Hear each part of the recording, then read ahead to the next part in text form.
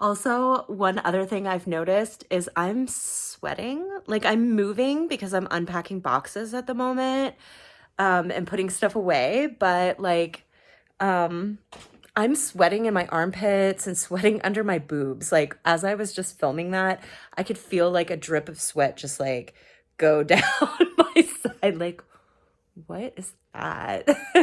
So, I don't know if that's just like my body flushing toxins at the moment, because that is one of the major ways we flush toxins is through sweat.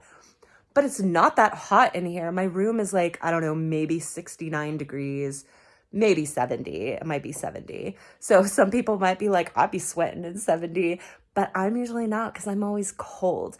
I used to never sweat, first off, which once I learned how sweating is one of the major ways of releasing toxins, I realized like, oh, that's not good that I don't sweat. And so I started upping the like steam room sauna visits, to get that sweating out, and working out in general, just to get that sweating out, because I was always that person. And I think there's a little bit of genetics in that too, because I know my cousin is that way, and I think maybe my other cousin. But and it's something we used to brag about, like, oh, I don't sweat. Like, and I've been with people who are like extra sweaty people, and it just would always gross me out because I never sweated myself.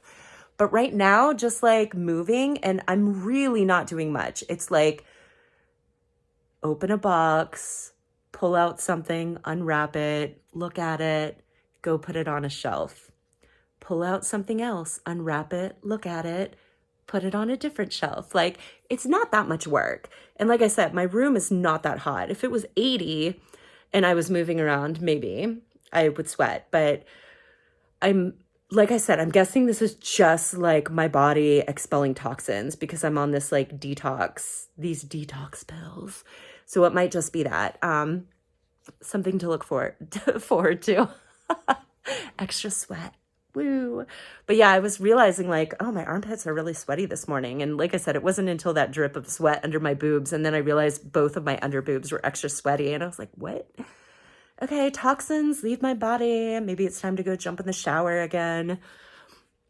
I simultaneously was reminded of why, ending your shower with cold water is so good for you. Because I watched, there's a show, Limitless, on National Geographic, that it's the guy who plays Thor, and he does these like extreme things to, live longer, right? But they had a whole thing on shock where, the hot, cold shock thing, which I love, love, love, love, love, love. But yeah, years ago, I was like, oh, just end your shower with cold water. And it's just like enough to energize you through the day. And so I was reminding myself of that. The shower that I have now that I moved into is like so nice. I know I'm looking like, can you see it? No, like that is the shower. It is amazing. It's got the best shower head and it gets all steamy in there. And so I've been taking advantage of the steamy hot. So after watching that episode, I was like, oh yeah, I used to always end with cold water up until we were homeless. And then my shower situation changed. But even at the gym, I'll do it too. I'll like end with the cold water just to like get myself more refreshed. But I did it the other day, or yesterday, sorry. And it was just like, woo, who needs coffee? Like I was shivering because apparently the cold water at this place is extra cold, which is nice because a lot of times in Arizona, you don't get that extra cold water. The cold water is really like more of a like just below lukewarm because it's the desert.